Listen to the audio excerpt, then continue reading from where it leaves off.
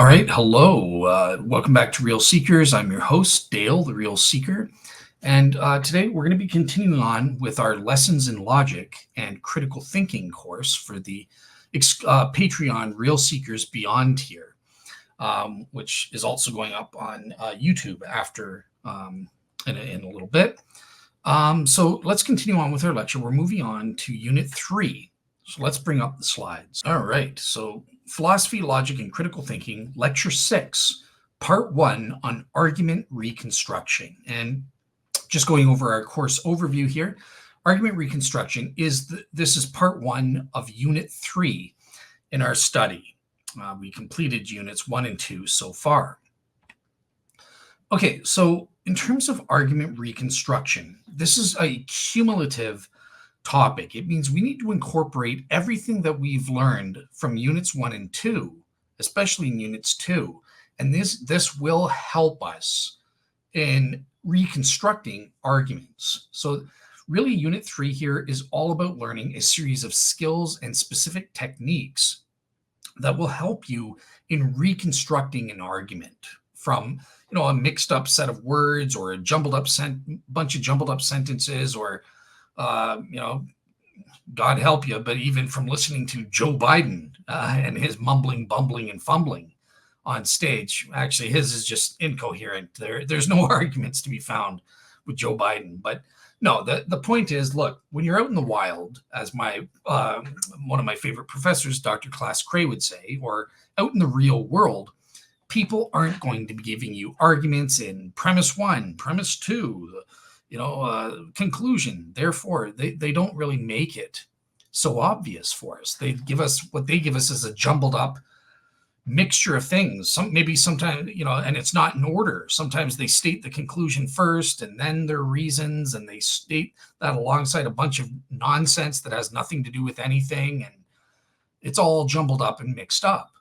Well, obviously, it's our job as critical thinkers and logicians to take up that jumbled up mess that people out in the real world give us, and for us to discern through certain techniques what the arguments actually are.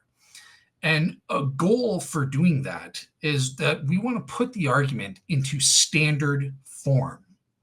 So what is standard form? Great. So basically, putting an argument in standard form helps us to clarify exactly what the argument is, or arguments, in case that there's multiple arguments. And in turn, this helps us to reconstruct what the argument is, and therefore we can, as we get to Unit 4, evaluate what that argument is. And with standard form, there are various formal components that you need to incorporate. So the first step is that you need to individually number the premises and conclusion statements of the arguments, okay? So all of the premises and the conclusions are numbered right at the beginning.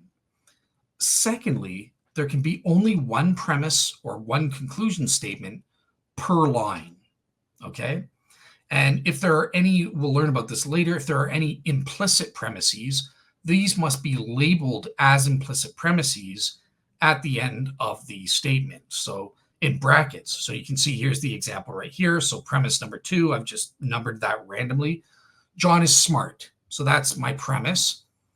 And I've put in brackets, this is an implicit premise, meaning the arguer, either the writer or the speaker, they didn't explicitly say John is smart.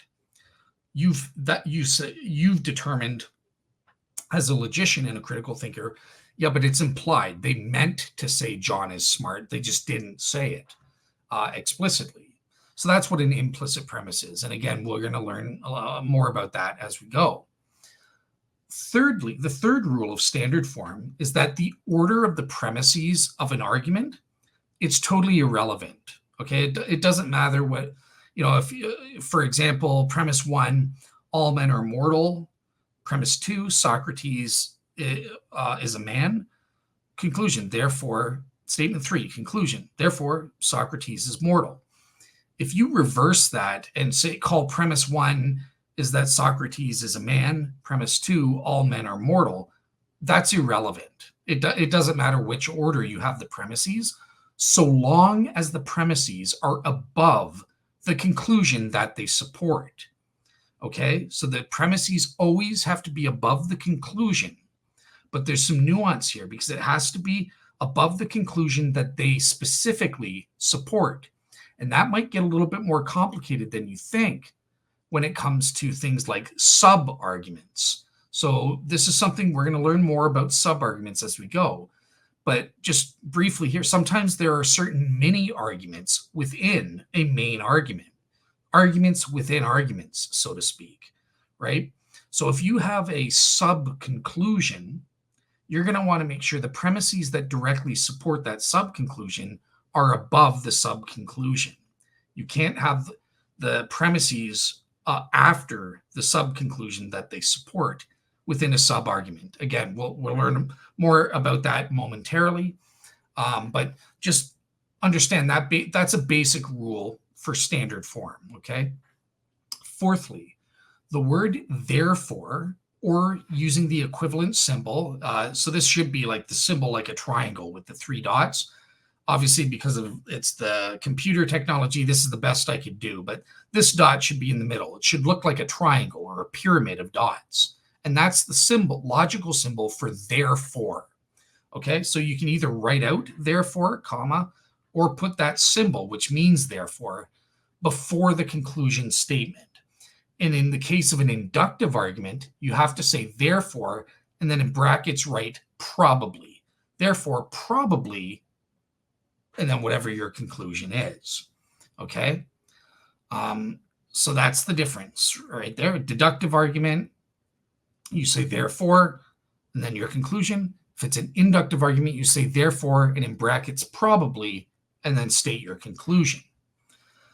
Fifthly, after the conclusion comes, and this is really key, a lot of students forget to do this or just leave it out, but after you state your conclusion, in brackets, you must also provide the logical justification. So what is the logical justification? Well, in the first place, it includes the numbers of the premises used to support the conclusion, okay?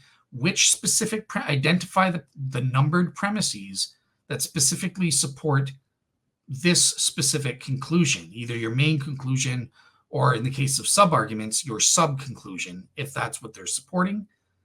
And secondly, if applicable, you have to name the argument pattern, right? And that's why we spent in Unit 2 all that time learning all those deductive argument patterns that have names like hypothetical syllogism for Mr. Russell, where he screwed up that, that heretic, he keeps getting it wrong. But remember, I had to educate him on what a hypothetical syllogism is, or modus ponens, modus tollens, all of those argument patterns. So not all arguments conform to a known argument pattern. We know they're valid, but they don't have a specific name. So in that case, you don't have to include a name. You would just list the premises that are supporting it, right? So here's an example of standard form, right? So premise 1, numbered on one line, most swans are white. Premise 2, numbered, Jimmy is a swan. Therefore, so I've opted for the symbol, or you can write out therefore, and then in brackets probably, because this is most swans are white. So this is obviously meant to be an inductive argument. It's not valid, it's cogent, right? Therefore, probably, statement 3, Jimmy is white. And here's the logical justification from premises 1 and 2. That's what directly supports the conclusion that Jimmy is white. And there is no name or argument pattern, because this is an inductive argument, known for this type of pattern. So therefore, I don't write. If there was a name, right? Let's say if this said premise 1, all swans are white. 2, Jimmy is a swan. Therefore, because that would be valid then, Jimmy is white. And in that case, I would say from premises 1 and 2, by or via, most people write by universal modus ponens. That would be the deductive argument pattern that would apply and be the name of this argument pattern if premise 1 was written to say all swans are white instead of most swans are white. So I hope that makes sense as to what standard form is and what the components are. It's crucial that you get that correct. And again, it's just an immediately helpful way for us to put the argument in a way that's instantly recognizable and understandable. So it's crucial to reconstruct your arguments using standard form. Okay, so what are some techniques that can help us to reconstruct arguments into standard form? Again, out in the wild, as Dr. Cray would say, or in the real world, we're not going to get arguments in standard form. We're going to get jumbled up messes. So what are some techniques logicians and philosophers have come up with to help us to reconstruct an argument into standard form? Well, the first thing, and this is crucially important, it will apply to every other aspect of philosophy, but we need to employ the principle of charity. And that says, the principle of charity says, when reconstructing an argument, we try to reconstruct an argument that is well-formed, has rationally justified premises, and in the case of an inductive argument, is undefeated. Now, what's that another word for? In other words, we're saying we're trying to make the argument as deductively strong, or in the case of an inductive argument, as inductively strong as possible. Because there's a second element here. While staying true or fair to what the person intended to say, we have to, upon careful and fair-minded reflection, make the argument consistent with what the author's intention was. And sometimes an arguer or an author or a speaker, when they're making an argument, they just suck as an argument. They provide a weak argument. So it's not always possible, following the principle of charity, to reconstruct a strong argument, because what the person intends to give us is a deductively weak argument. So the thing that I want you to get here is that there are two aspects, and sometimes they're competing. They conflict with each other. On the one end, we want to make the argument as strong as possible in accordance with the rules for deductive strength, or the criteria for inductive strength that we learned about in Unit 2. But on the other hand, we don't want to make the argument stronger than what was intended by the actual person making the argument, nor do we want to make it weaker than what the actual arguer intended to make for his argument. We've got to be true to what that person intended. So in simple terms, look, don't twist the meaning of other people's words, either for the worse or for the better. Instead, we want to fairly represent the other person's actual position in the strongest possible way we can, while still remaining true to that actual position. In other words, don't be a Democrat politician or a liberal politician like Jason Trudeau, who they purposefully misrepresent and lie their political opponent about their political opponents all the time. You know, conservatives are Nazis. Donald Trump is Hitler. Oh my gosh, you demon rats are pure scum. You're evil. This would be straw manning. Likewise, steel manning is also wrong. If you steel man another person's argument in a way to a point where it doesn't reflect the actual intention of the person making the argument, that's just as wrong. No, maybe this guy just sucks at making an argument, and he's given us a sucky or a weak argument, to use technical terms. We have to remain, when we're reconstructing someone else's argument, if they give us a weak argument, we have to reconstruct it as a weak argument. Okay, so that's the principle of charity. That's crucial to keep in mind there, those two aspects of it. A second technique for argument reconstruction is immediately you want to identify the premises and the conclusion. And I'll make a nuance point here.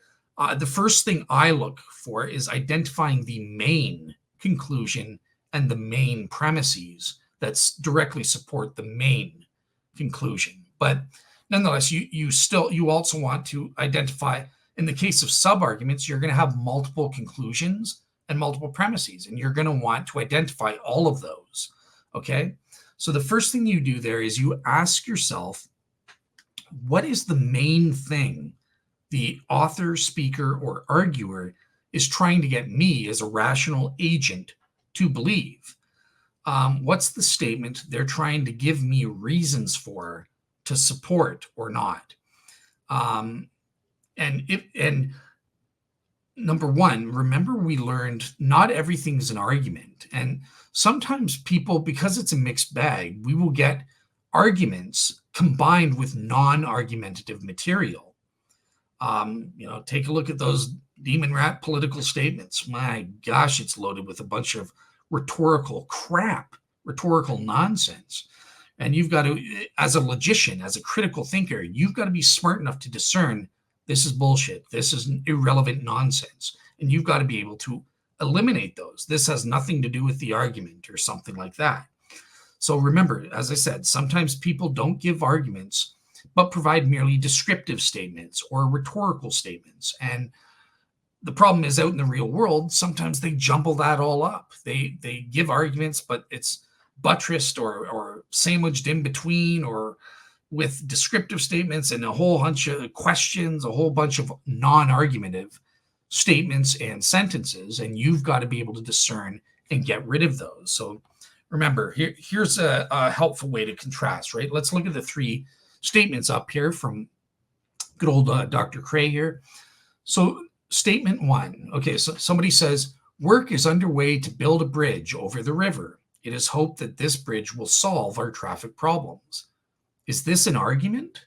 Is there a main conclusion and premise or premises here? Try to take a minute and identify them if you can. Here's a second type. We ought to build a bridge over the river, and we should limit the cars that go on it, and let's fix the park while we're at it.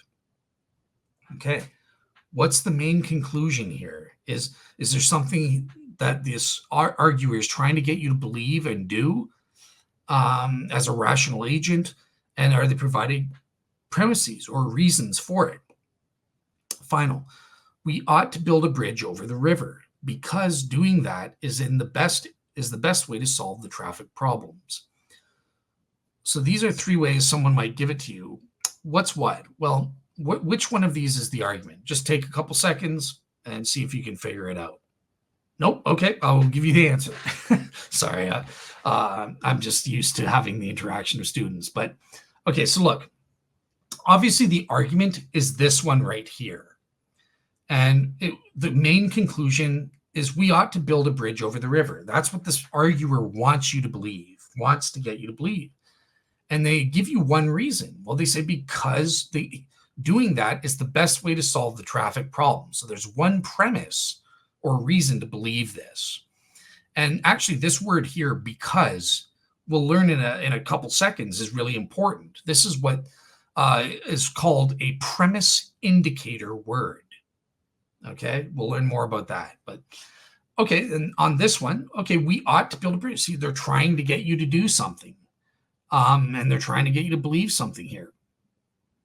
But do they provide reasons or premises? No, it's just a bunch of declarative statements saying we ought to do this, and we should limit the cars that go on it, and let's fix the parts. So it's a bunch of we got to do this, we got to do this. They're rhetorical statements of opinions is what we called them before. So this isn't an argument. And neither is this. This is just a descriptive thing. It's describing that work is underway on the bridge, and it's describing that, and it's hoped that this bridge will solve the traffic problems. This is just a mere description, not an argument. Now, what are some helpful tips in identifying the conclusion, or specifically the main conclusion? That's the first step, I would say. Well, again, ask yourself, what is the main overall point that the person is trying to get you as a rational agent to believe or to do? And be careful with common expressions, such as my argument is, or I would argue that. Sometimes those expressions are used. They don't actually provide an argument, but they signify the person is giving a conclusion or a sub-conclusion in an argument. So those could be some misleading conclusion indicator words that indicate, or phrases that indicate a conclusion is being said, right? My argument is Justin Trudeau is an idiot. What that really means is my conclusion is Justin Trudeau is an idiot if it's accompanied by premises. If the author or arguer then gives you reasons to believe Justin Trudeau is an idiot on rational grounds. Also, watch out to see if there are multiple conclusions, multiple things that author is trying to get you to believe, and then isolate these conclusions and put them in a hierarchical order if you can, right? Because remember, there are sometimes sub-conclusions in an argument, in a sub-argument, within the main argument. So you've got to be discerning and figuring out what's the main thing that they're trying to get me to believe, and which conclusions only serve as a premise for believing that main conclusion. Also, conclusions don't always come at the end of a series of phrases. As I said, out in the real world, it can come in any order. Conclusions can come at the beginning, in the middle, 75% way through a stream of sentences. They can come anywhere, anytime. Okay? It's not, out in the real world, people aren't following standard form. They aren't putting their premises first and then the conclusion at the end. Sometimes they're mixed up and jumbled up.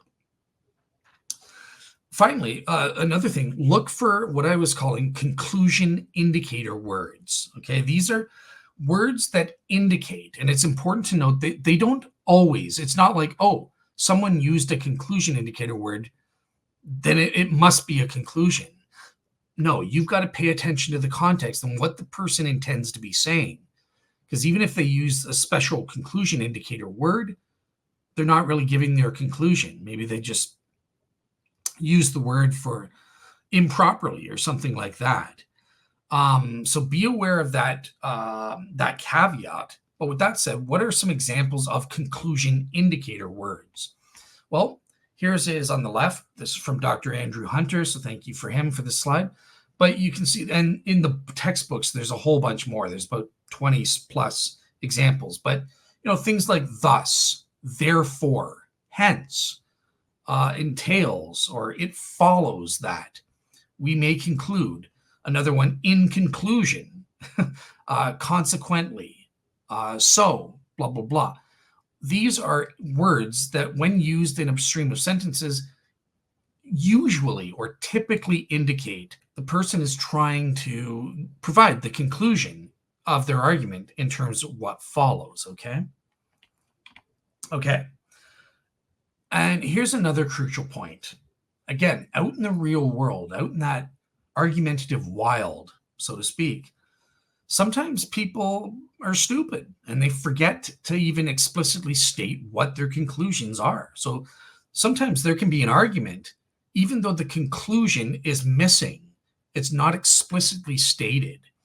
And we call these implicit conclusions, okay? And again, when you're reconstructing arguments, you need to be able to discern, hey, I don't see a conclusion actually stated in what this person said.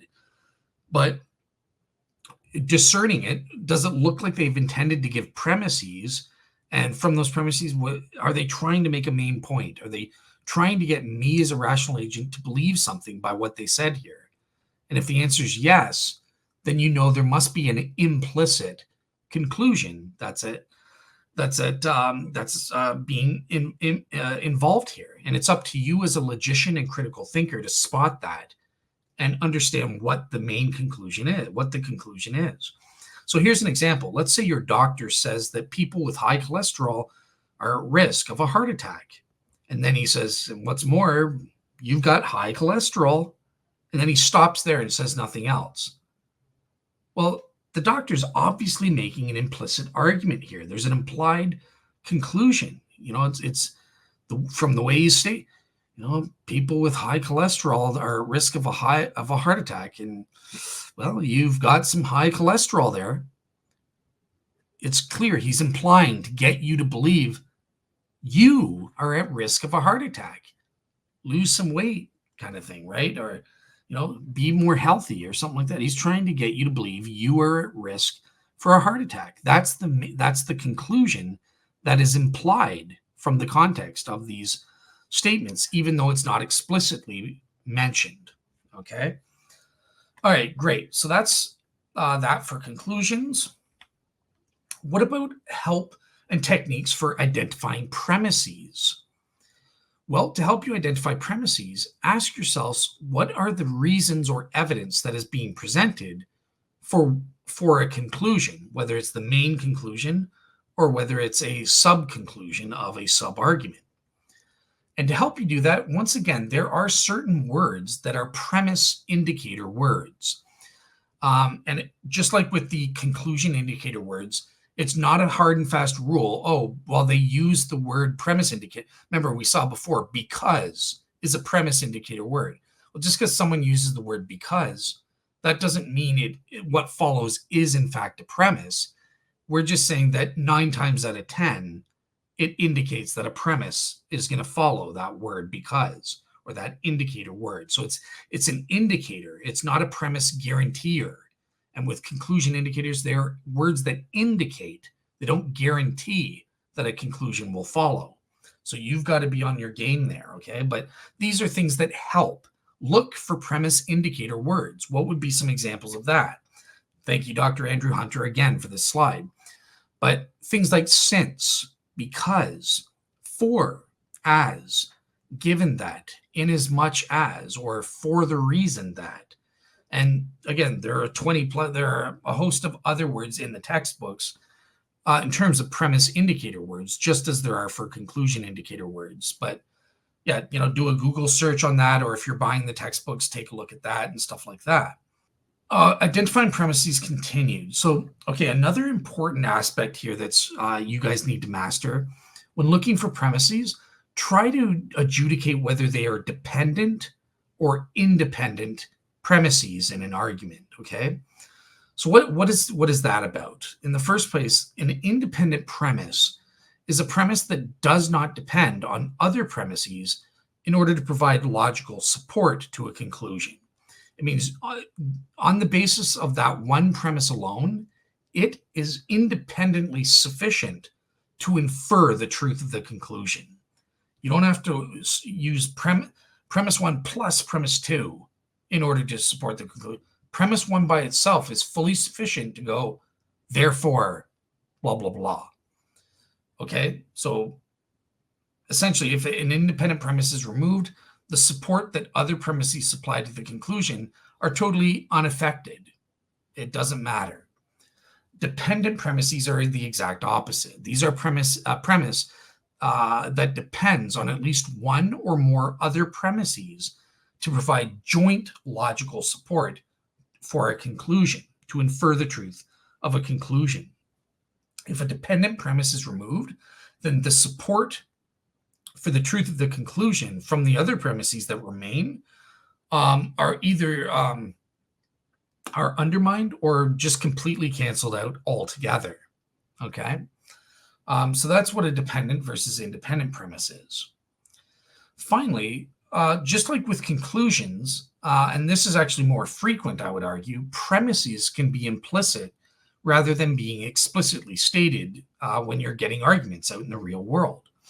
And remember, whenever we're looking for the implicit conclusion or an implicit premise, in all these steps, we're always applying the principle of charity, to be truthful to what the author or speaker intended to state as the premise or as that conclusion. And with respect to implicit premises, the technical term that philosophers use is they call them suppressed premises. Okay, it all means the same thing as far as I'm concerned. I prefer, just to be consistent, I call them implicit premises and an implicit conclusion. That's my favorite word. But all these terms mean the same thing. So here's an example of an implicit premise. Premise 1, if you partied the night before the quiz, you won't pass. You obviously are not going to pass. So in this case, the missing intended premise is that this student partied the night before the quiz, right? That's implied by what he's saying. And a helpful tip here, with spotting missing premises or missing conclusions, try to remember what we learned in Unit 2 in terms of those common deductive and inductive argument patterns that we learned about. Knowledge of those can actually help you to identify if there's a missing premise or a missing conclusion a lot of times, okay?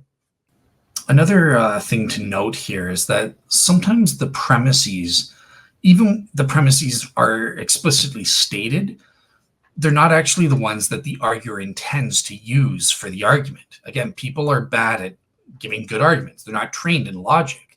That's the purpose of you guys taking this course or listening to these videos, to get better at it. And especially with online atheists and skeptics of the fundy lay skeptic variety, oh, they're horrible. They really need these lessons in logic. But sometimes they explicitly state something and they intended to be a good reason or premise, but it's not what they specifically say is not the premise that they intend to be making, right? So, and let's be honest, this happens to everybody, kind of thing, right? So, taking away my my polemic towards atheists and skeptics online and stuff like that, every single one of us as human beings sometimes will say something and it comes out wrong. It's not what we intend to say. So here's an example, right? Most left-handed people struggle to use can openers. Premise 2, Emma is left-handed. Conclusion, therefore, probably she has trouble with kitchen appliances designed for right-handed people. Okay, so that's an argument, but right now it's a weak one. It doesn't really follow from the two premises. It's meant to be an inductive argument because it says most left-handed people, right? That's, we can tell they're not trying to say, and they even say so probably, which is another word for therefore probably. But just because most left-handed people struggle with can openers, it doesn't follow that they will. It's not cogent to argue that Emma would be struggling with all kitchen appliances. So we have, as logicians and critical thinkers, we have to use our judgment and discern here. Okay, there are a few options. What is the implied premise? Or perhaps there's an implicit conclusion here. What is it the arguer is really trying to say? So using the principle of charity, we have to try to judge what is the intention of the arguer as best we can, while also trying to make the argument no longer ill-formed, but well-formed into a cogent argument. So perhaps we could change the conclusion to say, okay, well, look, let's restrict the conclusion. So probably what the arguer is trying to say is, therefore, so probably she has trouble with can openers designed for right-handed people, or just for can openers, period. Is that what the arguer is trying to say? Maybe. It's possible, but to be honest, given the conclusion, I think what they're really trying to go for is the wider conclusion, saying that Emma, who's left-handed, and all left-handed people, or most of them, struggle with using appliances designed for right-handed people. That would seem to be speaking, her main point is about intended for all kitchen appliances designed for right-handed people. So in this case, I think we would have to change and premise 1 and say, well, there's an implied premise, not the implicit conclusion. So we change the premise to most left-handed people struggle with kitchen appliances designed for right-handed people. Given the principle of charity, that makes it into a cogent argument, into as strong argument as we can make it, while still remaining true to what seems to be the arguer's intent on this front. Okay, but you see, we may be wrong. Maybe it's an implicit conclusion, and they were trying to make a point about can openers instead, right? We don't know 100%. We're kind of guessing. We're making an educated guess, and we have to do the best we can to figure out what is the intent of the arguer here. And in this case, I think it would be to conclude there's an implicit premise. Instead of talking about most left-handed people struggling with can openers, widen that up. No, most left-handed people struggle with kitchen appliances designed for right-handed people. That makes more sense as to what this person is trying to argue, I think. Okay? But just there is an element of subjectivity there, right? Somebody might opt for a different thing or something like that and say, no, I think you should change the conclusion to be about can openers and not about kitchen appliances in general.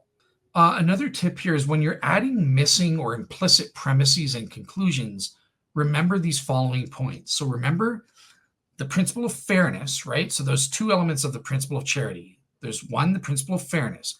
Make sure you're consistent with the arguer's intention. No more, no less.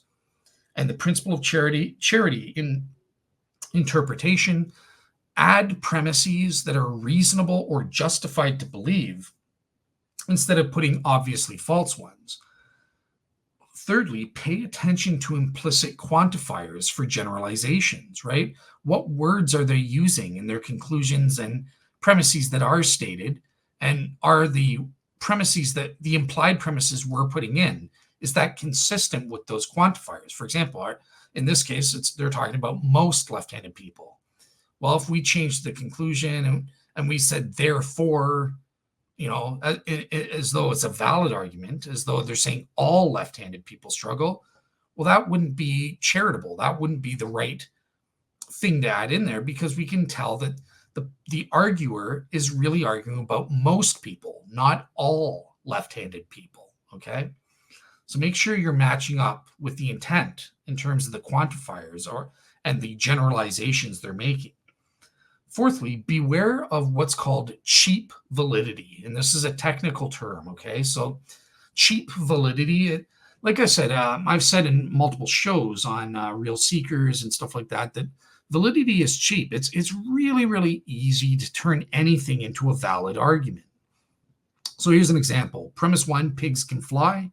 Statement 3, conclusion. Therefore, I will pass SSH 105, or I will pass my logic course 101.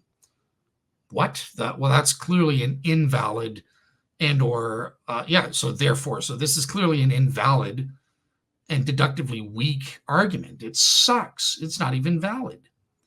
But I can transform that easily into a valid argument by adding in an implicit premise. Premise 2. Well, if pigs can fly, then I will pass critical thinking, or SSH 105. And this is via modus ponens, right?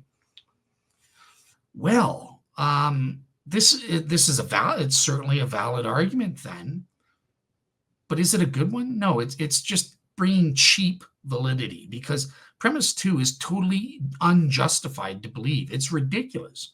What do pigs flying have to do with me passing my critical thinking course? Nothing.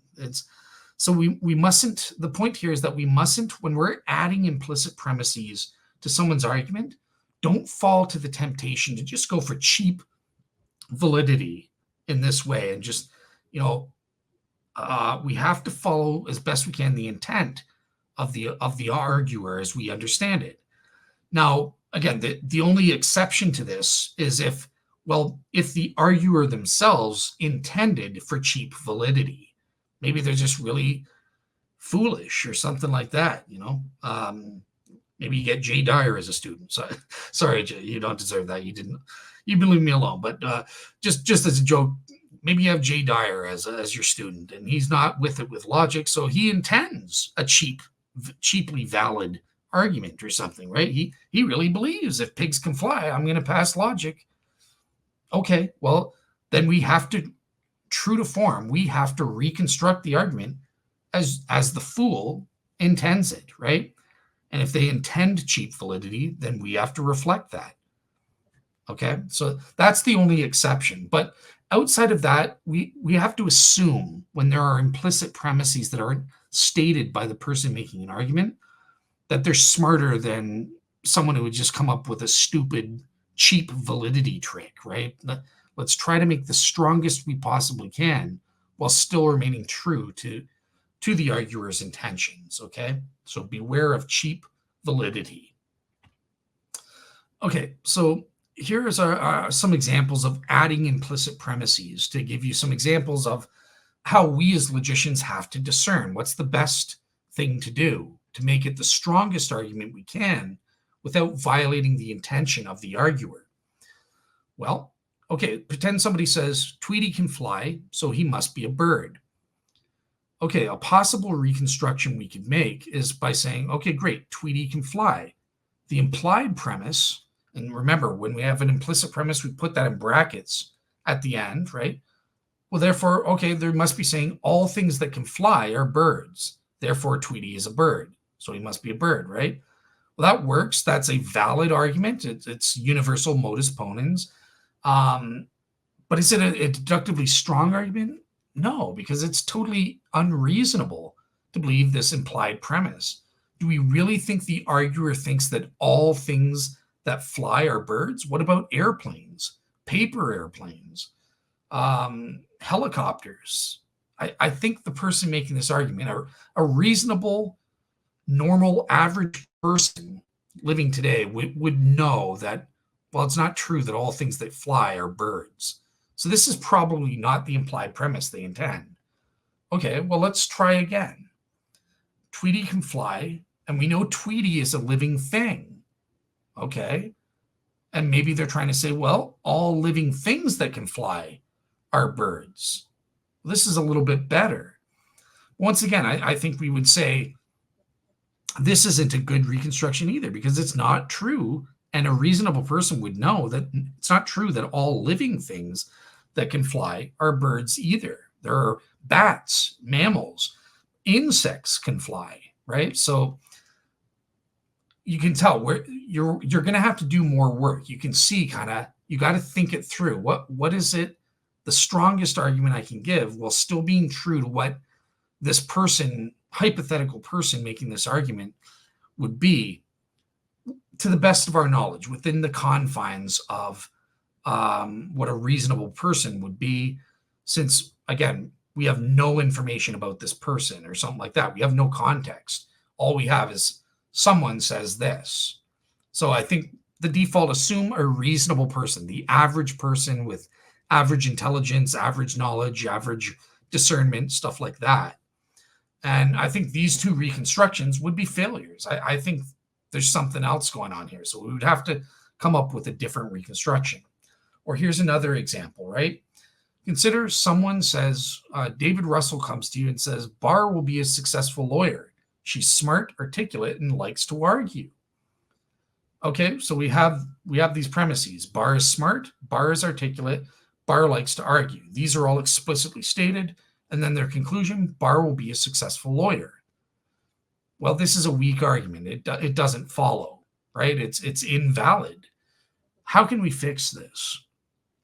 Well, perhaps we can add a premise. And we do premise 3.5. Now that's with standard form, that you can't do decimal places in standard form, right? So technically this should be premise 4, and the conclusion should be changed to statement number 5. But he's just putting 3.5 just to show you that it comes in between 3, after 3 and before 4 on this slide. So that's all that means in terms of the decimal, but that's fault. You'll get an F- if you wrote premise 3.5 on a test or something like that. No, you should put this in as premise 4 and then change the conclusion to statement number 5. That's how standard form proper would be done when adding a missing or implicit premise. But here's the first attempt. Okay, maybe the implied premise is that all people who are smart and articulate and who like to argue will be successful lawyers. Is that what this person is intending here?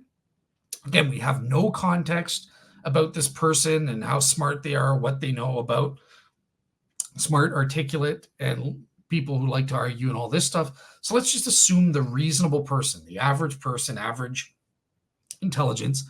Is this reasonable, a premise that would be reasonable for them to be intending to make here implicitly? No. I think most rational people, there are lots of people who are smart, articulate, and who like to argue. Yours truly, Dale Glover, right here, and Tyler Fowler, and it's David Russell likes to argue. I'll give him that, but smart and articulate, I don't know if he qualifies. But no, I'm just joking. So I mean, David Russell, yeah, there's so many people out there that are smart, articulate, and like to argue, but they're not successful lawyers. So that's just obvious. This is not what they intend. So X on that. Okay, let's try another thing then. Maybe this is the implicit premise, right? We also know that Barr is a lawyer, right? That's explicitly stated. Okay, so maybe all lawyers who are smart and articulate and who like to argue will be successful lawyers. Maybe that's the two implicit premises here that we can add to make this a good argument. Well, once again, this premise here, I don't think a rational, reasonable person, the average person, would believe this. There are plenty of lawyers out there who are smart, articulate, and who like to argue, but they're not successful. For a lot of times, lawyers rely on luck. It doesn't matter how good you are. Is the jury having a good day or a bad day in certain cases? So there are unsuccessful lawyers who possess all of these properties. So I don't think they intend this. Okay, then you can go down. Maybe we also know that Bar is a woman. So this is another premise, right? It's a she. And there are no transgenders. Don't get into that nonsense. She means woman. He means man. That's it. That's the way God designed it. If you don't like it, tough banana. Go to the Happy Praise instead of Happy Pride Month, and take your complaints to Jesus on the Sanity website. But okay, so you can see what we're doing. Oh, well, maybe they're trying to say all female lawyers who are smart. Once again, these all fail. I don't think these make for a deductively strong argument. I don't think that's what this person is intending to say. So we would have to come up with, and you do this on your own. I'm not giving you the answer here. What would we plug in to make this argument work that would be the strongest argument we can make while still being true to the intent of this hypothetical person making this argument? Okay, so that's what we need to do there. Okay, so let's go over some common mistakes that happen in argument reconstruction. So that the first comes from improper wording, especially when we're adding implicit conclusions or premises. If we have improper wording, so the person reconstructing the argument uses the wrong words, which are contrary to what the arguer intended. So here's an example. Jim studies regularly, right? Most people who study hard do well in school, so Jim will do well. Now, the term studying hard in this premise, that's not the same as studying regularly. There's a mismatch in what the person has stated here that makes it not a weak argument. It's not a cogent argument, okay? So maybe there's an implied premise, and we would have to change that up, and we would have to pick, using the principle of charity, what does the arguer mean? Does the arguer really mean to say that most people who study hard do well in school, in which case we would change premise 1 to be Jim studies hard, kind of thing. And then the conclusion would be, so Jim will do well in school? Or would we keep, I think he's focusing on studying regularly. So it should be most people who study regularly do well in school. So Jim will do well in school. Again, what's the intention of the arguer? You've got to discern that. In my case, I think that the intention of this person is talking about doing well in school, and they mean study hard. The average person studying regularly, if you study stupidly, it doesn't matter. You've got to study hard, study well to do well in school. So if I think the best thing in terms of the principle of charity, I would change this to say Jim studies hard, so Jim will do well in school. I think that's the best implicit wording to put in there for my reconstruction.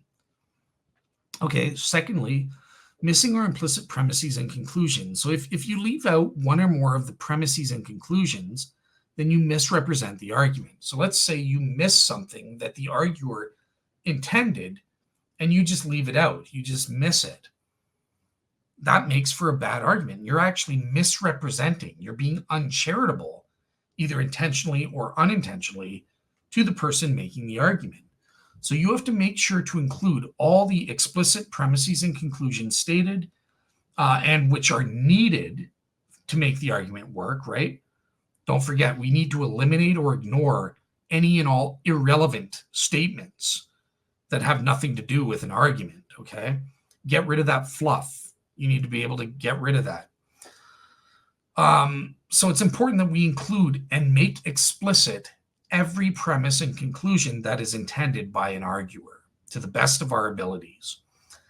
And one thing you can do here to help you is use those argument patterns, right? If we see a commonly used argument pattern that's being utilized or halfway utilized, that can help you to determine what the missing premise or conclusion may be. So remember argument patterns. That's why we learned them. Finally, eliminate unnecessary premises. So I already said that, right? Get rid of any irrelevant as well as redundant or repetitive statements or premises, right?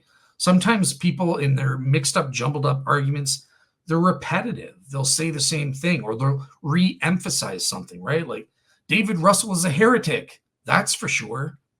Okay, that's for sure is not a, therefore David Russell will go to hell.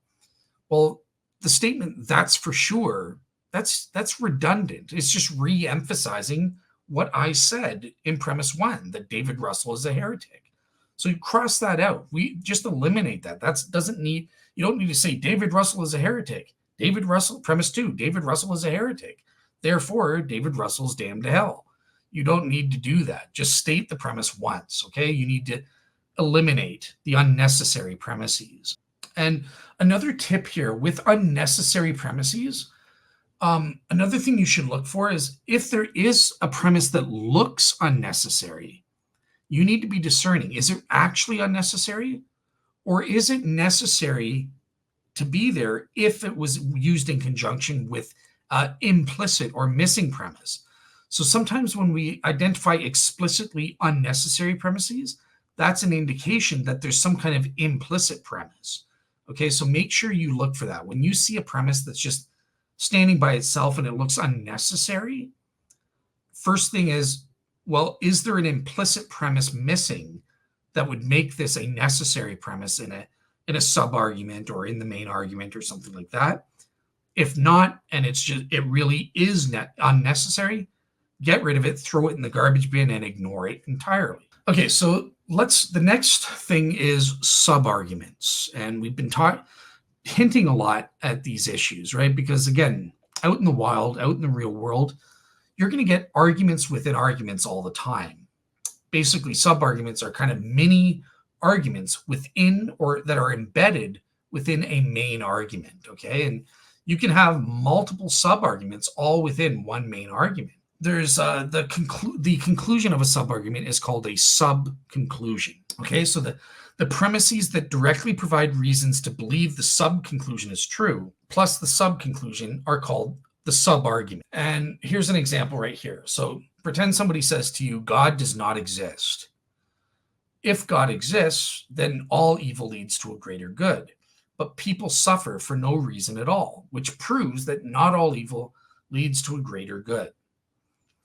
Okay, so let's put the statements here. So statement 1, premise 1, right? So what's the main conclusion is God does not exist. That's the main thing that they're trying to prove, okay? So great, God does not exist. Well, how would you get there? Well, okay, this premise actually speaks to whether God exists or not. And it's saying if God exists, then all evil leads to a greater good. So that looks like a premise in the main argument. Great, grand, and groovy. So we can state that here. And remember, the order of the premises doesn't matter at all, so long as the premises supporting a given conclusion are above that specific conclusion. And then, okay, people suffer for no reason at all the time. That's another premise in the argument, which proves that not all evil leads to a greater good. Great. Statement 3, it's not true that all evil leads to a greater good. Remember our conclusion indicator words proves that. That's a conclusion indicator. So this is actually meant to be a conclusion. It's not true that all evil leads to a greater good. Excellent. Okay, so therefore. So this looks like it's a sub-conclusion, because if it's true that not all evil, if it's not true that all evil leads to a greater good, then we know that speaks to the main hypothesis about God's existence, namely that God does not exist. So this sub-conclusion serves the role as a premise in the main argument, okay? And we know the premise that people suffer for no reason at all is within the sub-argument. This is giving us a reason to know that it's not true that all evil leads to a greater good. One thing I will note is that you notice this premise up here, this directly supports the main conclusion. Statement 1 has nothing to do with the sub-argument that is statements 2 and 3. That's the sub-argument. So it's not true that all evil leads to a greater good. That speaks directly as to whether the main conclusion of whether God exists or not. Premise 1 speaks directly as to the main conclusion as to whether God exists or not. Premise 2 doesn't speak directly to whether God exists or not, but it does speak directly to statement 3. Okay, so premise 1, why did I put it above the sub-argument then? Again, the order of the premises doesn't matter at all, so long as the premises used to support a conclusion come above that specific conclusion. In this case, 1 is above 4. But let's say I switch the order. If I put number 1 as number 3 and put 2 as 1 and 3 as 2, that's right as well. The order doesn't matter. The only thing that would matter is that, well, because 3 is a sub-conclusion, 2 has to come above the sub-conclusion which it supports. Okay? Number 1 can come after the sub-conclusion. It doesn't matter because it's not a part of the sub-argument. It's only speaking to the truth of the main conclusion. But number 2, you can't put number 2 below the sub-conclusion. No, that's a part of the sub-argument and provides a premise for the truth of the sub-conclusion. Therefore, this notion that people suffer for no reason at all has to come above the sub-conclusion when we're doing proper standard form. I hope that's clear, okay? Because that gets complicated when we have increasingly complex arguments that have multiple layers of sub-arguments and stuff like that. Okay, so the last thing to go on for today, just kind of a helpful 7-step process for standard form, remembering all of the principles and techniques and skills that we learned above. And remember, when following this 7-step process to reconstruct an argument into standard form, always follow the principle of charity, that 2 aspects, right? The principle of fairness, be fair to what the person intends. No better, no worse. But at the same time, the principle of charity of intention, trying to make the argument as strong as possible within the limits of being fair to what the person intends, okay? Charitable intent, principle of charitable intent, aspect 1 of the principle of charity, and the principle of fairness, aspect 2 of the principle of charity.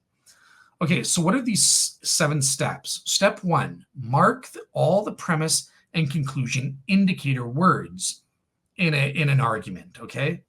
If it's written down or if somebody's speaking it to you, that's a little bit harder, but maybe you could write it down or just make a mental note of any premise or conclusion indicator words that you notice.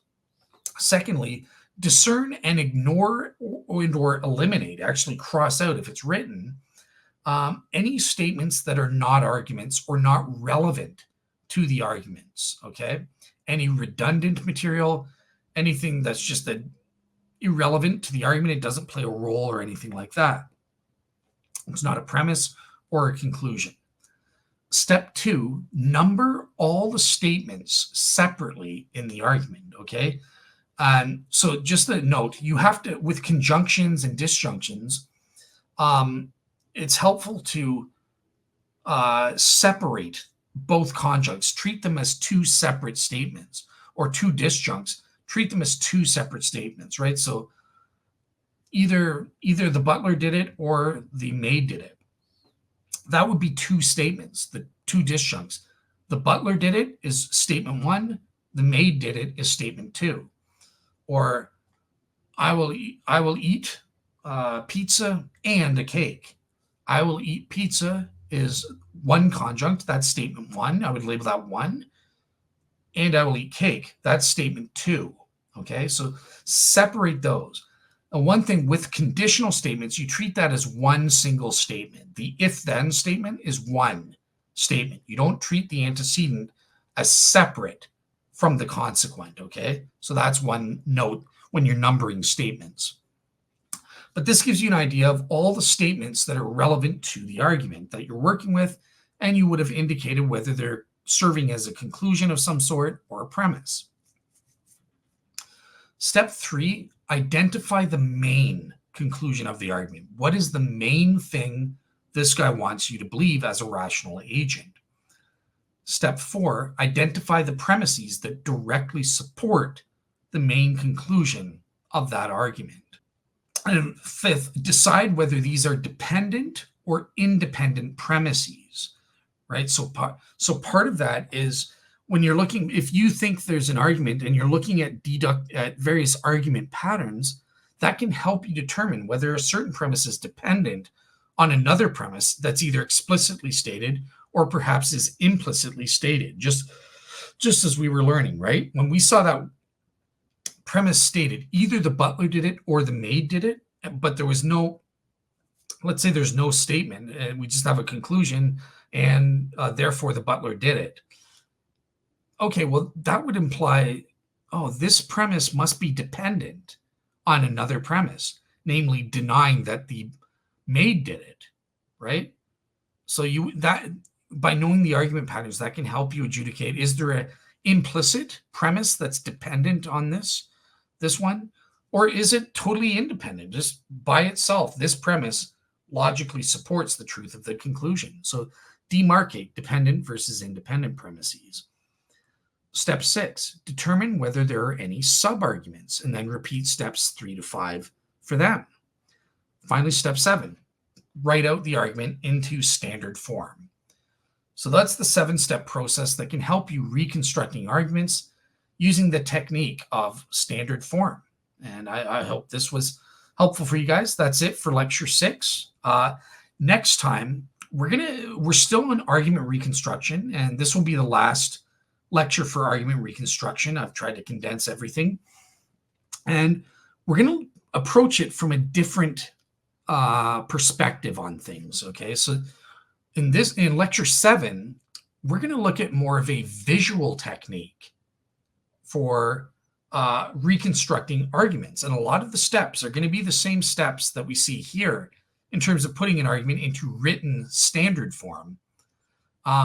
But there's another technique that can also let you do that and reconstruct an argument in visual form, and this is called argument diagramming or argument diagrams.